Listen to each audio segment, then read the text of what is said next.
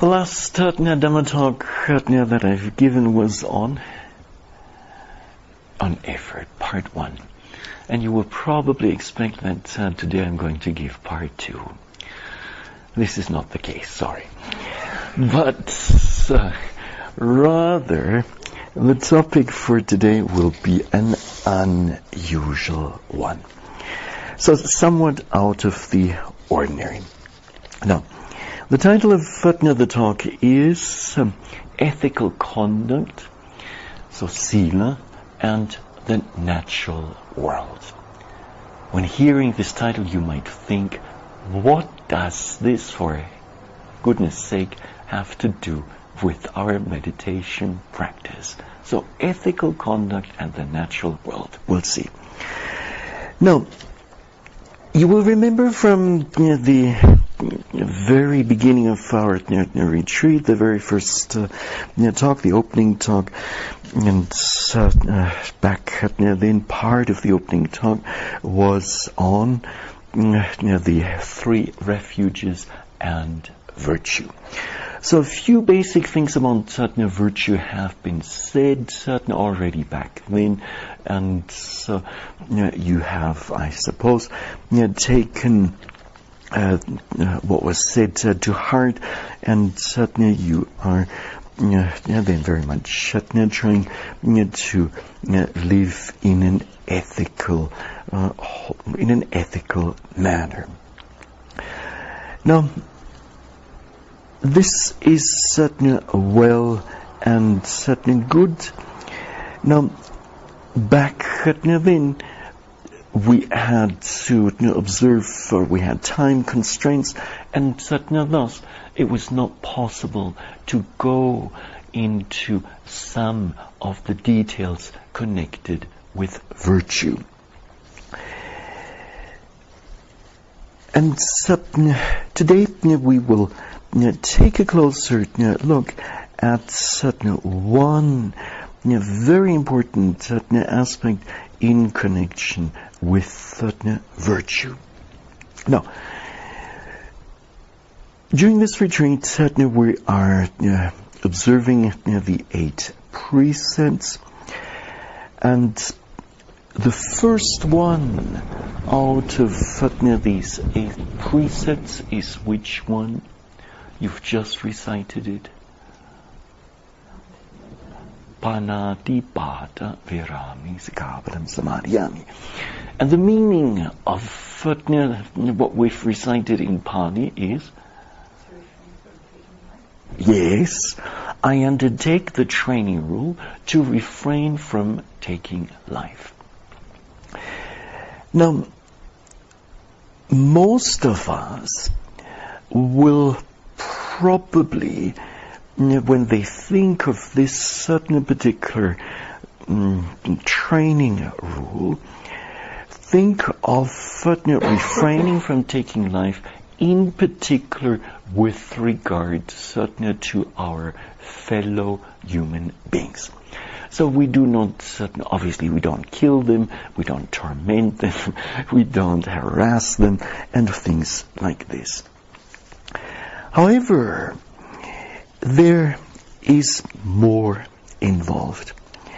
When we look at the Pali term bana as part of panatipata, then bana is your breathing thing.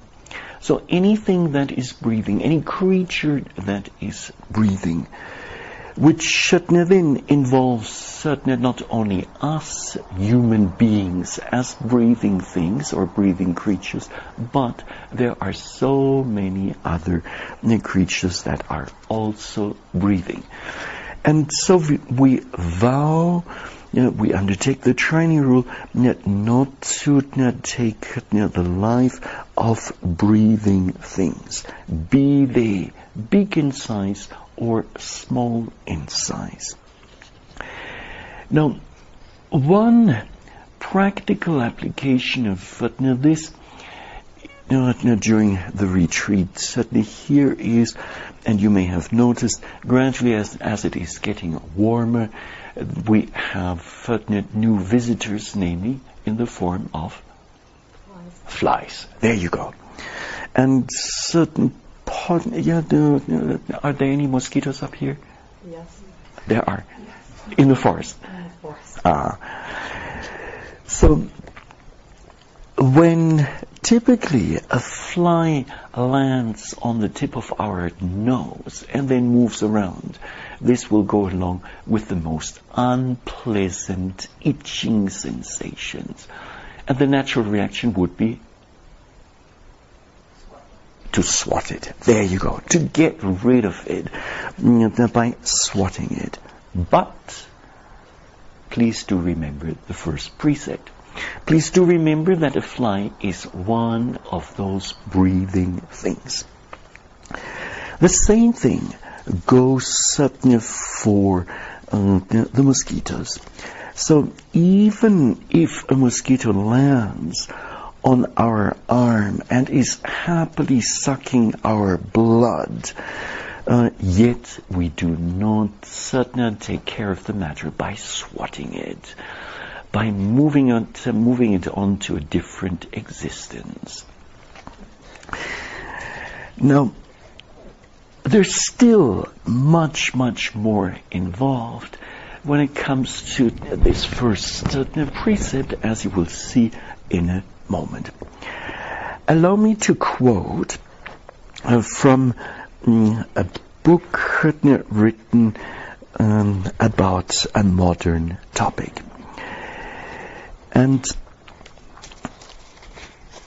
so, just a second. The title of this particular chapter here is The Sixth Great Extinction. And I'm quoting. The editors are John Stanley, David Loy, and Gurmeet Dorje. Major extinction events in Earth history occurred 440 million years ago, 365, 245, and 208 million years ago. Then, the last of the dinosaurs vanished 65 million years ago. Probably when a giant meteorite crashed onto the planet, ending the era of reptiles and beginning the era of mammals.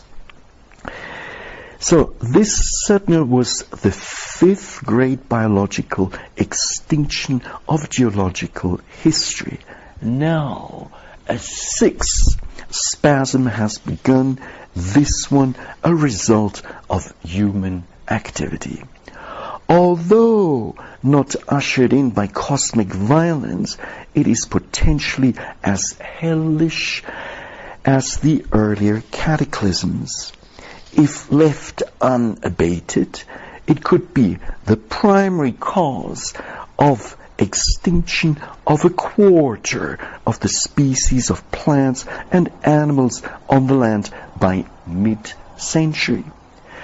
The United Nations Environment Programme, UNEP, identifies as endangered 1 in 4 mammalian species, 1 in 8 bird species, 1 in 3 amphibian species, and 70% of plant species.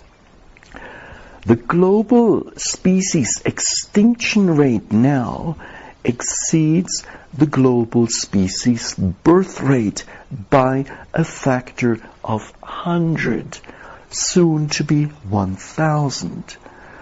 Global warming is being accompanied by loss of habitat to deforestation, agriculture, and urbanization. Together, these factors could drive half of all species on Earth to extinction by 2100, which would constitute an Anthropocene mass extinction event. From the Buddhist point of view, this is unnecessary destruction of our fellow species from a Buddhist point of view, this unnecessary destruction of our fellow species is an unthinkable loss. And the Dalai Lama stated in this regard, we are facing the most massive wave of extinction in 65 million years. This fact is profoundly frightening. It must open our minds to the immense proportions of the crisis we face. So, just imagine, we are part, by the way we are living, of an event that could lead to an extinction of half of the Earth's species by 2100. Now, does this have to do with the first precept or not? Have you ever thought of it in that way? You have. Jim has. But most people probably don't. So, the first precept is not only about refraining from taking a human life, but it's also refraining from taking the life of other creatures, and certainly in particular from refraining to contribute to the extinction of entire species. Now, if we think of plant life as one facultied life, and this is not necessarily ascribed to by the Buddha, but the prevalent way of thought on the Indian subcontinent, then the plants do possess very simple life, one faculty, certain life, and certainly so our present way of living contributes also to the extinction of a great number of plant species. Now, what we shall be looking at during this out of the ordinary discourse this evening is at certain aspects that are related to climate change. First, some global indicators for climate change, followed by maybe some more local ones. So the question there will be, what indicators of climate change have you seen in your community, in the area where you live, be this here in New Mexico or elsewhere in the US or in Canada? And then we shall go on to briefly touch on a few possible general solutions, and then discuss the Buddhist response to climate change and Buddhist teachings that are relevant to climate change.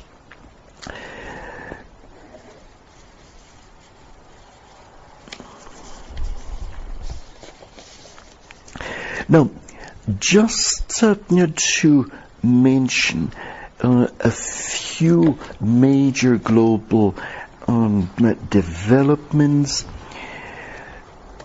owing mostly to an ever-increasing amount of greenhouse gases, and certainly this term covers carbon dioxide, covers methane, also covers vapor, water vapor, and certain other gases. Owing to those greenhouse gases, there is a likelihood that the global average temperature will go up or down. Will go up. And this then might have all sorts of repercussions. And one of those is that we are experiencing a melting, for instance, of melting, a thawing away of great portions, great areas of the Arctic ice field. Now, this will have or has an additional implication when massive areas of Arctic ice melt away. Then what happens? It accelerates climate warming. It accelerates climate warming, and how is this? Well, by exposing the surface of the water, the sunlight is absorbed more. There you go. So, ordinary ocean water, deep blue ocean water, greatly absorbs sunlight. Whereas, if that area would still be covered by Arctic ice, and the ice is white in color, and white color reflects sun rays, then the temperature would not drop that much. So it's this melting of Arctic ice that then exposes additional areas of ocean, and certainly the ocean then absorbs additional sun rays, and that leads to a warming up of the ocean, and that then in turn contributes to a warming of the global temperature.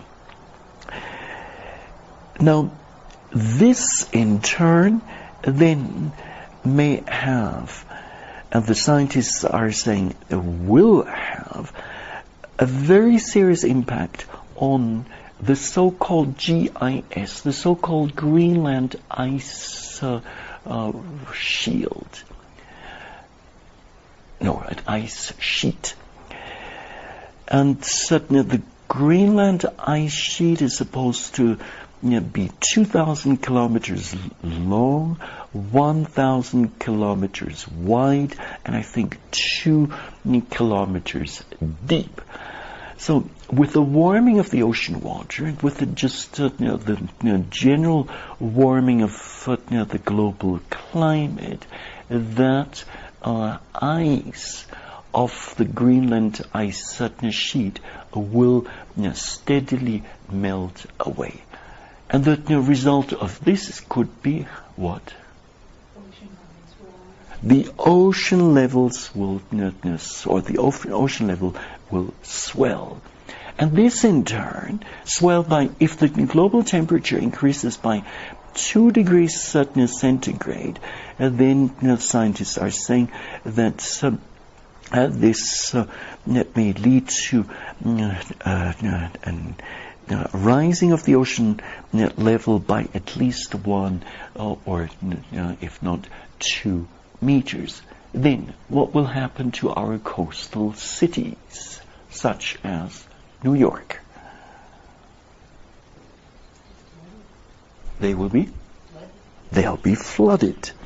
So great portions of those certain coastal cities will be flooded. And not just the coastal cities, but the entire coastal areas. Not only in North America, but also in many other parts of the world, especially in Asia, where a number of coastal cities are located. Yangon in Burma would be one, Bangkok would be another, Dhaka in Bangladesh would be yet another, Calcutta would be yet another, and so on and so forth. So this then an increase of the global temperature would have a devastating impact on global, on coastal cities, coastal areas, and certainly could lead to much loss of human life, as well as certain destruction of certain property. Now, other common or whereby now well documented consequences of global warming, and be it just by 2 degrees centigrade, are increasing frequency of droughts, and not only this, namely further that desertification, namely the expansion of deserts, will then increase, and certainly so areas that so far have been very fertile now turn into deserts. So just theoretically speaking, it could well be that one day the southern parts of Italy that certainly are still relatively fertile, one day will look like the Sahara. Maybe I'm exaggerating a bit. And certainly that then that may have tremendous implications for the rural or agrarian populations. Now, scientists are saying that if global temperature increases, it certainly will lead to a number, or it will lead to the exceeding of certain tipping points, not just one single one, but several of those, and certainly with this, our climate will be totally out of whack. Now, a further indicator for global climate change is that the frequency of extreme nature or natural events or natural catastrophes, disasters, such as droughts and flooding, and then those and fires, that those extreme events have increased greatly. Namely, since the 1950s, they are said to have quadrupled. And apparently, in 2012, Australia witnessed a year of records when it came to natural disasters. They had the greatest, they had the hottest days ever. They had the greatest numbers of forest fires, the greatest numbers of and severest floods, and also droughts. And that finally did it, and brought about a change of mind in the Australian government, and now at least the government is acknowledging the existence of climate change and the results of it in the form of extreme natural events.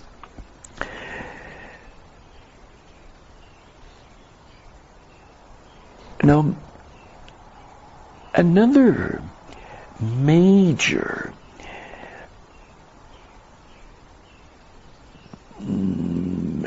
area where climate change is, or the impact of climate change can be observed, another arena in which climate change can be very nicely observed now and also in the future, is Southeast Asia. Now, we have the so-called Himalaya Hindu Kush, which is referred to as the third Arctic, or the third ice pole, the third pole, Arctic pole. And this expression is used because of its mass of glaciers. Glaciers along the Himalayan range and the Hindu Kush. Now, the increase of global temperature is having devastating impacts on that Himalayan range or Himalayan Hindu Kush region. Scientists over the years have noticed that glaciers are melting rapidly, and that entire glaciers have disappeared, and so-called glacial lakes have formed because of those retreating glaciers. And this, in turn, whenever with an increased melting of glaciers, obviously there is more runoff in the rivers, namely because of this increased melt water. This may then lead, as just one possible scenario, to flooding in the various river basins like the Ganges River Basin, Indus River Basin, and so on. Brahmaputra River Basin. Now, scientists are predicting that in about 30 to 40 years from now, most of the glaciers will be gone or will be so reduced that there's not much left in terms of meltwater. So there's not much left in meltwater feeding those major rivers in Southeast Asia. Now, rivers tend to be what?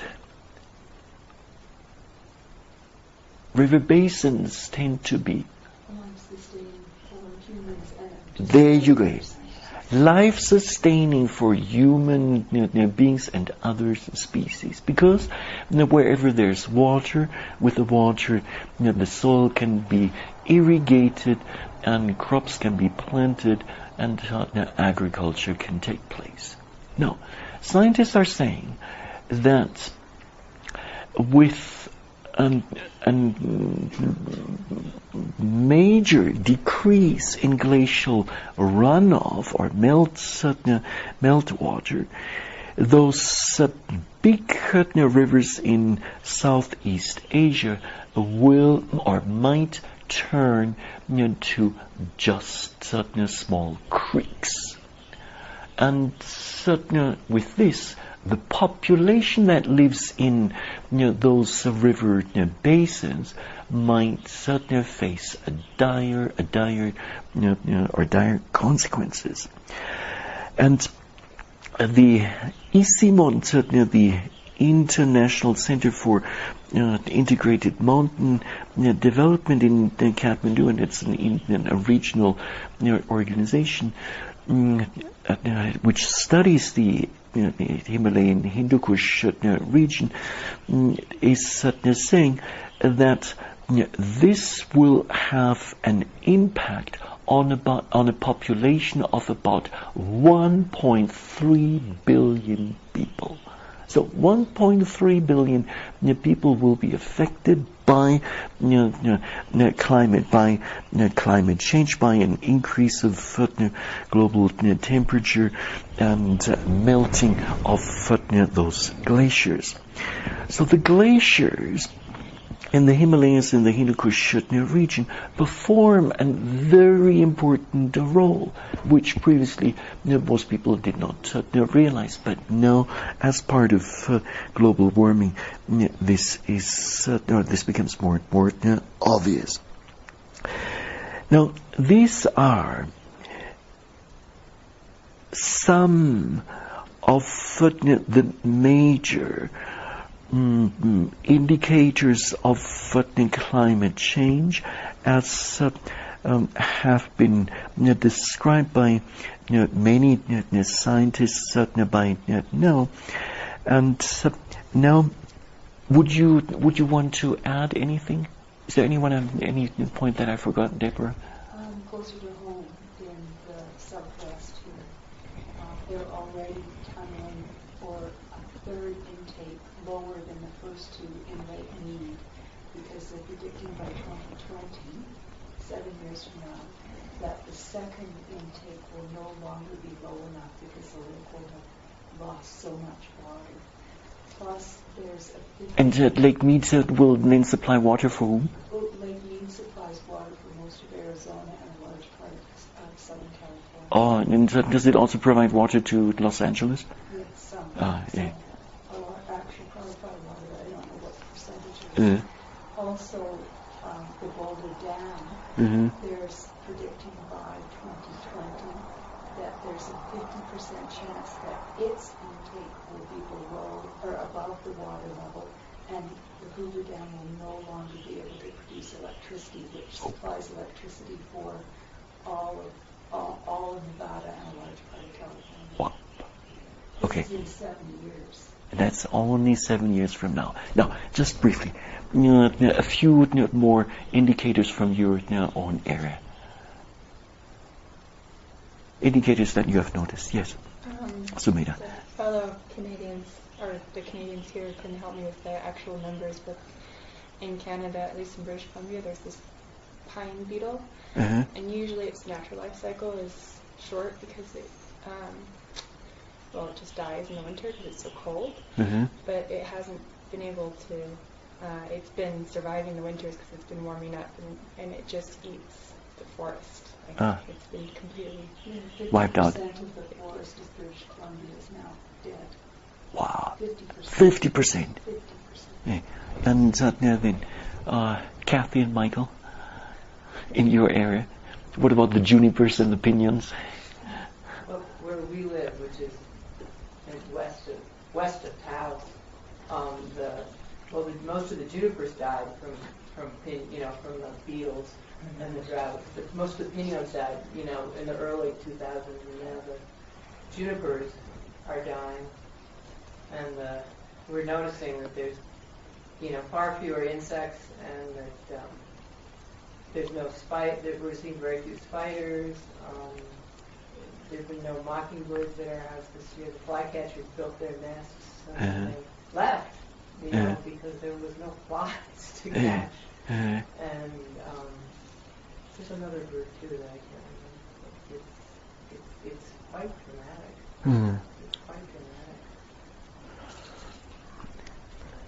Any other indicators? Yes? Yeah, Venerable Madina. My friends in El Rito, which is not so far from here, maybe an hour, they say that bears have come down out of Carson Forest, and now they're roaming in that settled area looking for food and water because it's so extremely dry right now. Oh.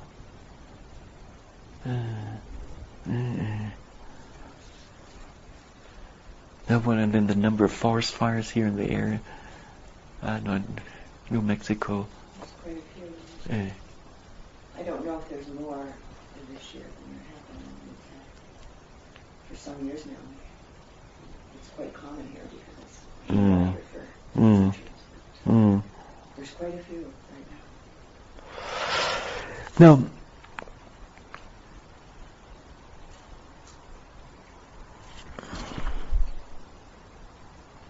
Oh, the climate change. Maybe, well, no, that has been mentioned. So, climate change is not only affecting glaciers, Arctic ice, and things like this, but and causing fires, etc. But global warming also has a major impact on wildlife in whatever form it certainly comes, and certainly this has been already mentioned. In Nepal, there are also indicators certainly for this is certain type of bird that used to live at a certain altitude now no longer lives there because it's become too warm for it, and so it moves certainly higher up. And in the Yosemite National Park, there's an animal. A mammal, no, an animal, I don't know exactly what kind of an animal this is, but called pika, and certainly it is an animal that certainly lives in the higher ranges of the mountains, and as it is getting warmer, it's getting too warm for that pika, and the pika has no more or nowhere to go. It cannot go beyond the peak of the mountains. And so severe consequences are what we're experiencing already, and more will be probably coming up. Now, until not too long ago, scientists were of the opinion that there's a distinction should be made between climate change issues and atmospheric pollution. But in the meantime, this particular scientific view has changed, and now they're saying that atmosphere or pollution of the atmosphere also contributes certainly to global warming. Now, in this regard, the United Nations Environment Programme of the World Meteorological Organization, WMO, are calculated the following. Namely, they say in the absence of these air pollution mitigation measures, there will be globally 2.5 million deaths per year related to air pollution. The cumulative forecast for air pollution related deaths for the period from 2005 to 2030, so that's a 25-year period, is or stands at 62.5 million deaths. The World Health Organization comes up with a slightly, or proposes as a slightly different figure. It says not 2.5 million annual deaths, but 2 million. But it's still bad enough. Now, in the presence of air pollution mitigation measures, there will be globally 2.5 million lives saved every year. For Nepal, a small country of about 25, of a population of 25 million citizens, that figure then comes down to 25,000 deaths every year related to air pollution problems.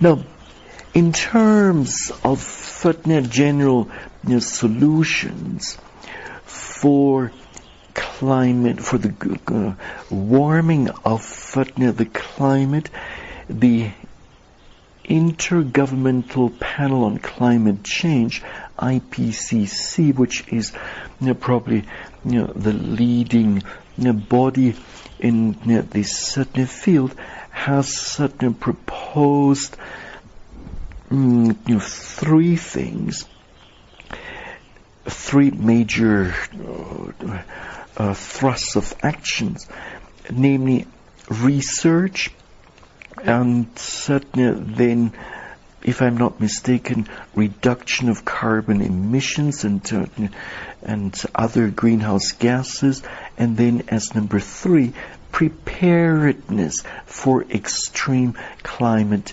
conditions. Now, one could add another important general approach, and certainly this is creating awareness for climate change issues worldwide. So research means to mobilize, promote and coordinate research for better understanding of climate and hydrological processes, impact on biodiversity, ecosystem services and associated socioeconomic linkages. And please keep in mind that the conditions in one region of the world and another region of the world are not the same. They can differ dramatically. So the impact of climate change in the Sahara might be quite different from the impact of climate change, let's say, here in North America. And in Nepal, or on the Nepal, that Hindu Kush, the Himalayan Hindu Kush area, again, it's a different story. Now, some rich countries have the funding for extensive climate change research, and poorer countries don't have. And so they have a different situation going on for them, and they don't have the funds to pay for the research, and that then may have tremendous consequences. Now, what is being proposed now more so is a development of a standardized framework for assessing vulnerability to climate change impacts in one's region. The Indian government, for instance, is proposing this and doing this. And then also in terms of government policy, evaluating different climate policy options, costs and benefits, what would work, what doesn't work, how expensive is it going to be, and what are going to be the benefits of it, and so on and so forth. And now, in terms of creating awareness, there's much that could be done, and this is an area where we as an individual, even if we're not climate scientists, could become active. And starting maybe a citizens campaign if we feel that this topic is or has any relevance. Now, just as an encouraging example, last year, if I'm not mistaken, the British education minister decided to cut funding for middle schools, and in particular for classes that are related to climate change. And one young girl, maybe 13, 14 years old, she must be pretty smart. She realized it is our generation that will have to deal with climate change in the future. And the government is cutting most of the climate change education from the curriculum. How are we, who will be affected in the future, how can we deal properly with what is coming ahead if we're not even taught in school? She started an online petition, and in no time, I think about 50,000 people signed. And across the educational board, or across educational institutions, schools and even universities, colleges, people signed on happily, and I think that minister had to give in. So that's just one possibility.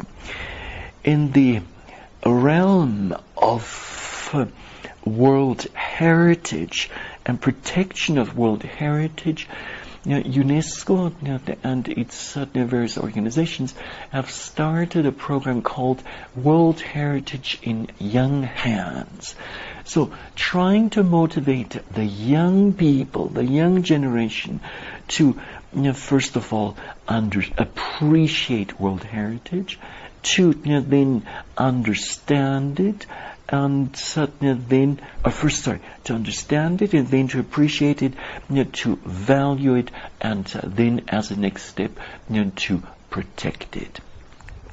And along the same line, one might think of something like climate change in young hands. Now, in terms of reduction of carbon dioxide and other greenhouse gases, this is obviously an important step. Maybe even one thing that has not been mentioned earlier on, carbon dioxide is certainly caused by what? Motorized vehicles. Industry. Methane and carbon dioxide. Yes, it's correct. And then, what about coal power plants producing electricity, and then in the process of doing this, polluting the environment? So, coal power plants in this country, I have read, are considered the single most polluting sector in society, and in this country. And now here comes some good news. Just maybe 2 days ago, President Obama gave a policy, an important policy speech on his environment plan, and believe it or not, the coal power plants will have to, or their carbon dioxide emissions will be limited. Limits will be put on them, whether they like it or not. It doesn't matter. And subsidies that for many years have been given to the coal, gas, and oil industries, those government subsidies will also be scrapped. And it's the fossil fuels, the burning of fossil fuels, that contribute to carbon dioxide emissions. And the carbon dioxide emissions end up in the atmosphere. And for how long does carbon dioxide live in the or stay in the atmosphere? Does anyone know in terms of years? I think it takes 7 years to get up there, so even if we stopped all our emissions right now, it would continue to get worse for 7 years, I heard. That might be the case. Carbon dioxide has a tendency to stay in the atmosphere or stratosphere, whatever it is, for over 100 years. Now, the whole mess, so to speak, started with the beginning of the Industrial Revolution. Started with James Watt and the invention of the steam engine. And back then it was heralded as certainly great innovation. But now, 150 years later, we might think, my goodness, this man didn't realize what certainly got humanity into. And so over or within a period of just 150 years, just think of it. It's a short period of time if you compare this to, the life of planet Earth. So in just 150 years, so much carbon dioxide has gone into the atmosphere. It's billions of tons that are now staying in the atmosphere, and it's just too much. So that apparently now that's critical value for carbon dioxide. It's was just recently 400 measured at a station on Hawaii, I believe. Early on it was 385 pp parts per billionth, no? Parts pp, yeah, I think so. And prior to the industrial area, that value for carbon, the concentration of carbon dioxide in the atmosphere was somewhere around 280 or 285 ppb. So a huge increase, and if things continue like this, then the climate will just start behaving in unwanted ways, not so stable ways, might be a good way of putting it. Now, so reduction of carbon dioxide and other greenhouse gases would be one valid approach. Then a switching to non-fossil fuel energies would be related to this. So switching to renewable energy such as wind power, solar power, and then solar thermoelectric, solar photovoltaic power, tidal power, and so on and so forth. Different things are possible. And on an individual level, our houses could be retrofitted, could be modernized by making them more energy efficient, etc. Now, the government, we might, and certain scientists are doing this now, we might even, since this is such a fundamental problem, this climate or global warming, we might as well take a closer look at how our economic system runs. And the way things are going now, is this really a responsible way? Laws from a legal perspective, one could try to bring about changes, as well as through government action, and hopefully now in the case of the American government, something is happening. Hopefully these measures will be implemented. Now, this is just for general understanding, and it may sound obviously to you, or it might sound a bit unrelated to an intensive retreat, but gradually we're getting into the Buddhist teachings that are relevant in this context. Now, the Buddha fortunately did give teachings that are applicable to climate change, and as it turned out during a recent academic workshop at the Institute for Advanced Sustainability Studies in Potsdam, Germany, the Buddha actually has come up with quite a number of really relevant teachings. Now, first of all, humanity's place in nature what is our place in the natural world?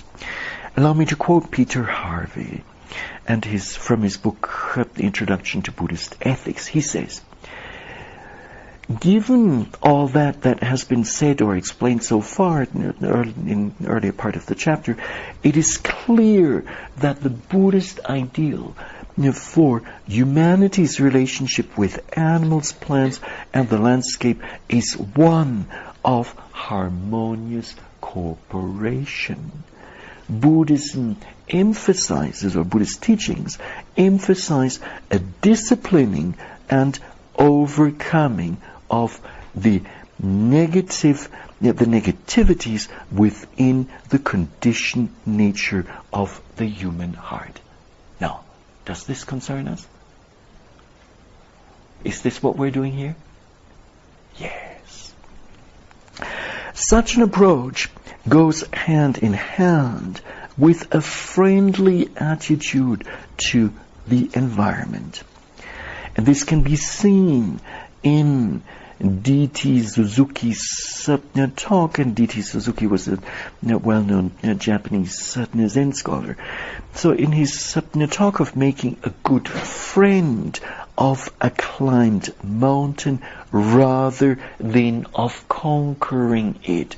So the mountain standing for nature rather than conquering this mountain or nature, but then to relate to it as a good friend.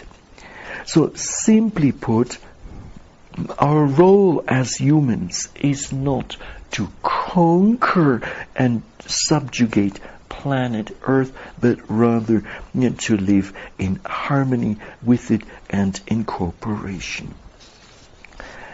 Now, do all religious traditions say the same thing?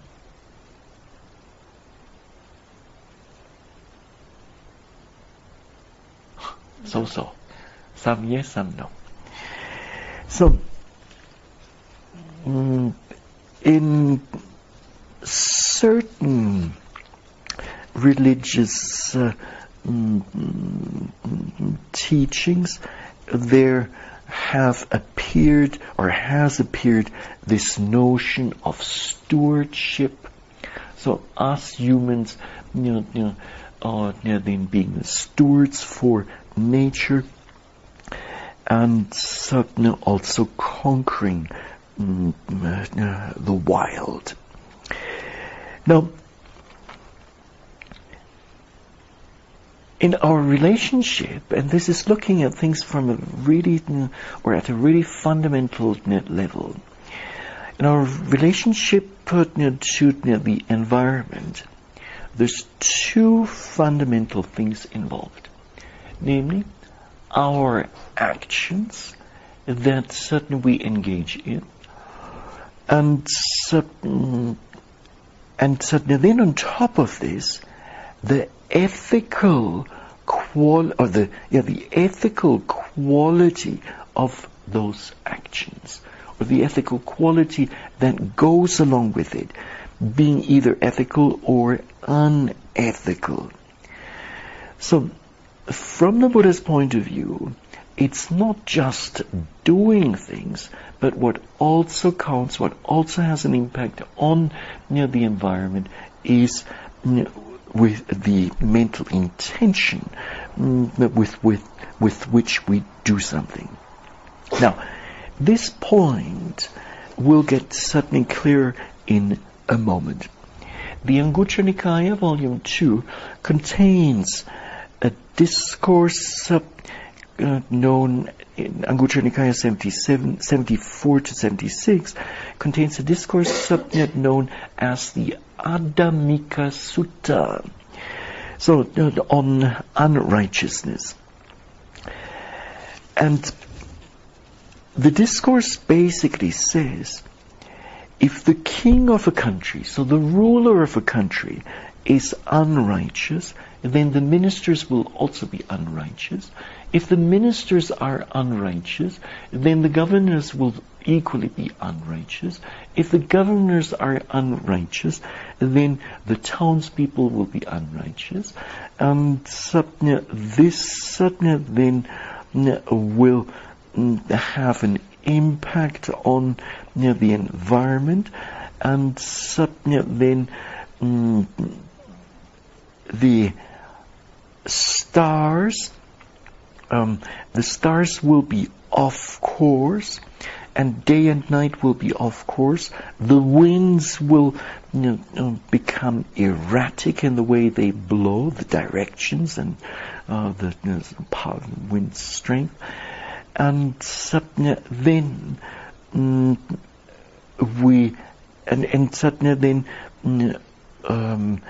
the crops will be affected, and human beings will be weak, short-lived people.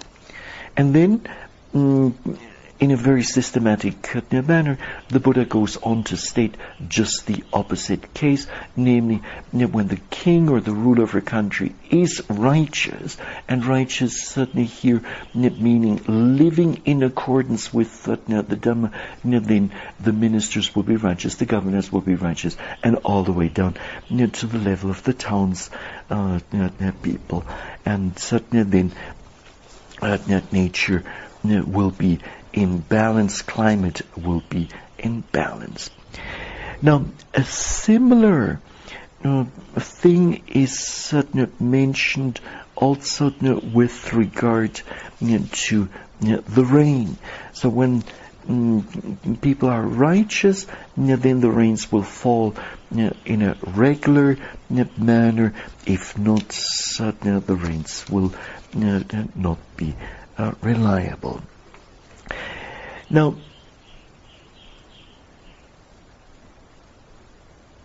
if you think of the Buddha's great passing away, which took place between two sal trees in Kushinara, then because of his great purity, it appears nature honored the Buddha by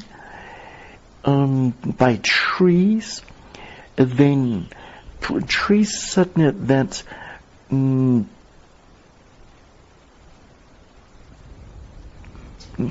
that trees that were out of season, they burst into a mass of unseasonal blossom which fell on the Buddha in homage. So the purity or impurity of a human being and the actions that go along may have a significant impact on the environment, on the climate. Now, this ethical quality of our actions, this is something that most people don't even consider. But the Buddha clearly does stress it. Now, when we look at the Buddha's teachings, relevant teachings, we find the first precept. Panātipada virāmi sikāpā samadhiyāmi.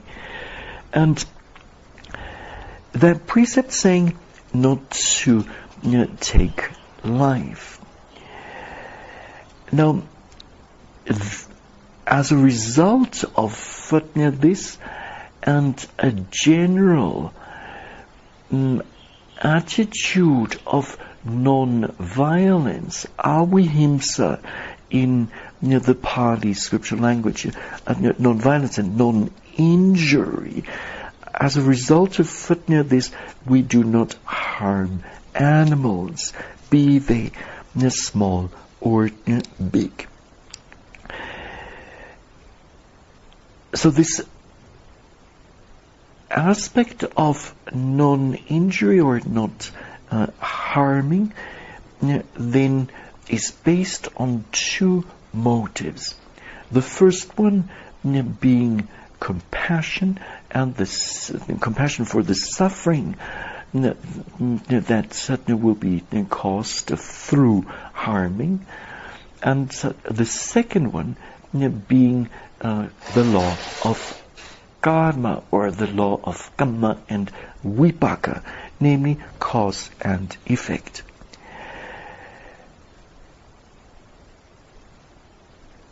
Now, we may think that our actions will have no results, that there will be no consequences, but this is not the case. So if we do engage in an act of taking a life or injuring life, be this human life or the life of some breathing thing like a fly or a mosquito or an ant or whatever, or a bird, or fish in the ocean and so on, and there will be consequences to this. And so we'll fall back onto our head and we'll end up experiencing some unwholesome karmic results. Now,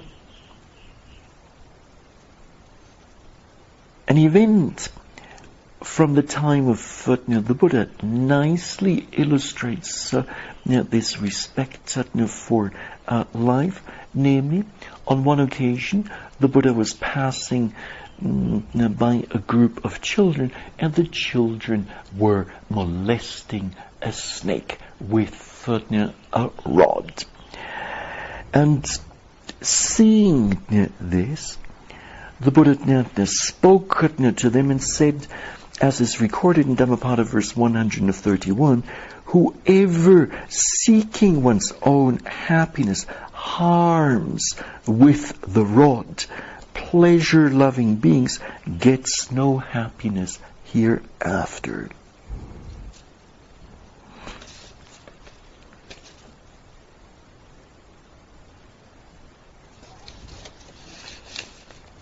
Now,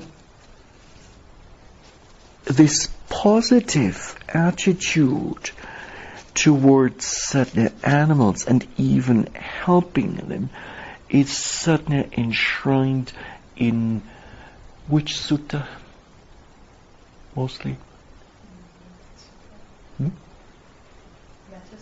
The Metta Sutta, there you go. The Karaniya Metta Sutta.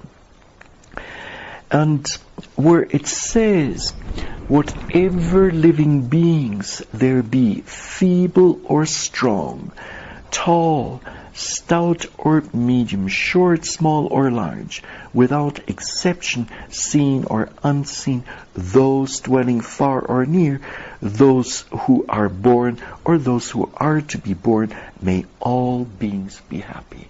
And please do understand, by beings are meant not only human beings, but any form of living beings, sentient beings. Just as a mother would protect her only child at the risk of her own life, even so let one cultivate a boundless heart towards all beings.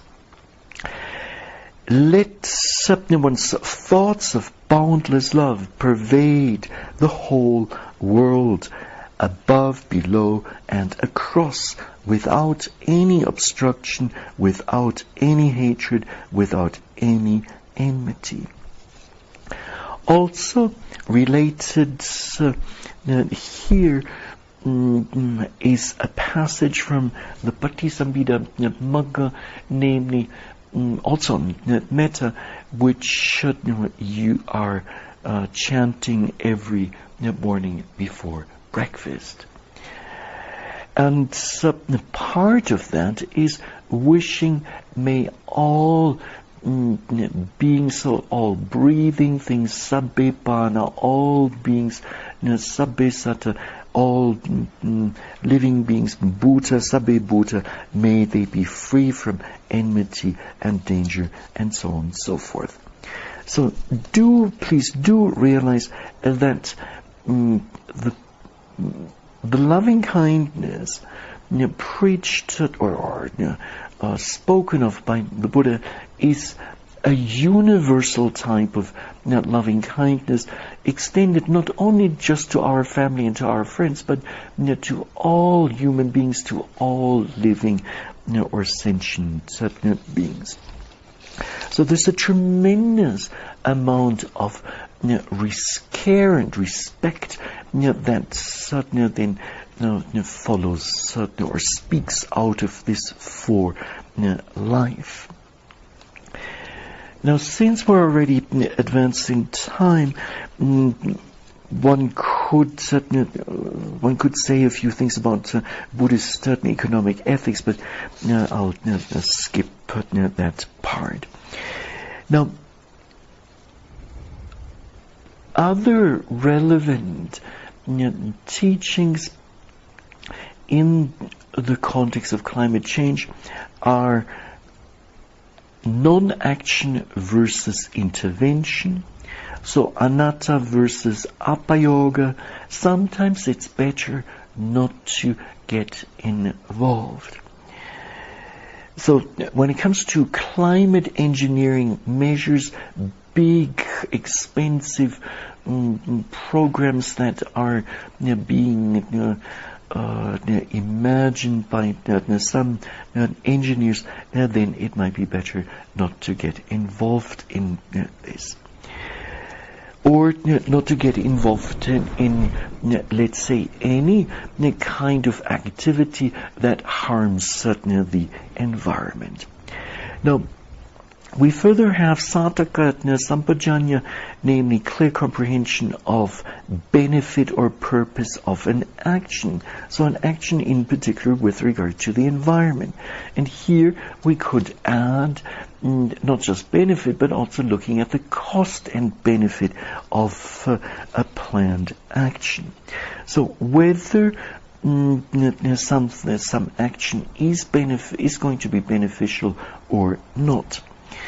Now, in connection with this, there's the Pali expression sapaya sampajanya, which is clear comprehension of the suitability of a proposed action. So something may be beneficial, but will it also be suitable? Only if, let's say, a mitigation measure that is both beneficial and suitable, would it be appropriate to go ahead. Mindfulness is certainly useful everywhere, as the Buddha has stated, so not only in our intensive meditation practice here during this retreat, but also outside of retreat and in the years to come, very much so with regard to environmental issues, climate change issues. And so if within the next 7 years certain reservoirs will be dry, then I think it's high time to be really mindful of how we consume water and how we deal with the nature or the natural world that we are part of. Now, already in the late 1980s, His Holiness the Dalai Lama realized the implications of climate change and has spoken about climate change on many occasions, if I'm not mistaken. And His Holiness the Dalai Lama speaks of, in very clear terms, of a universal responsibility that we have with regard to this topic. Universal as well as an individual responsibility. So this is not something that we can just set aside and say, okay, it doesn't concern me, I'll just ignore it. It does concern each and every one of us. And if our way of living contributes to the extinction of 50% of all species by 2100, then it does certainly concern us and our ethical conduct, in particular the first precept. Now, as another way of responding to climate change, coming from a Buddhist perspective, would be a serious commitment towards observing the 8 precepts on retreat and the 5 precepts outside of retreat, and to take the precepts really seriously, and also to look at them from an environmental point of view or climate change point of view. Now, to bring about major changes in the physical world usually requires changes where? In the mind. Changes in consciousness. And in order to bring about these certain changes in consciousness, mindfulness practice, meditation practice is very useful. Then different, for different people, different approaches. There's different spiritual practices that one could certainly engage in. Some like to engage in reflections. Others would offer aspirational prayers. Whatever it might be, if such a spiritual activity leads into the development of wholesome mental states, then this certainly could be very useful. And wholesome mental states such as loving kindness, metta, compassion, karuna, sympathetic joy, mudita, and certainly equanimity, upekkha. And those certain qualities then to be developed towards all sentient certain beings. Not only this, but in general we want to develop wholesome qualities. So rather than strengthening greed, we want to bring about non-greed. Rather than getting more and more aggressive towards certain nature, we want to develop non-hatred, and so on and so forth. Now, mindfulness practice carried out over a longer period of time, so over several months, several years, on and off, sometimes intensive, sometimes on a daily basis, will gradually lead to the arising of contentment. So an inner contentment, being contented with what one has, be it a lot or just a few things. When one has this inner contentment, one is less dependent on external things, the indulgence in external sensual pleasures in order to bring about a sense of happiness. Now, mindfulness certain practice overall could be said to be a practice that certain over time helps to reduce fear. By reducing our fear, our courage will grow, and our courage to address certain climate change issues and other relevant issues. And some, especially in this certain country, some individuals, especially in this country, have been very courageous, very outspoken, and have addressed these issues in a very bold manner. Now, to come to a conclusion, may our meditation practice, our mindfulness practice, help us to develop wholesome qualities. May we, by treating our own practice with care and respect, deepen our understanding of the mind and sadhana the body, and may this sadhana eventually or gradually lead to a change in attitude towards sadhana the natural world, to a point where we treat the natural world with the greatest care and respect. And this is it for today.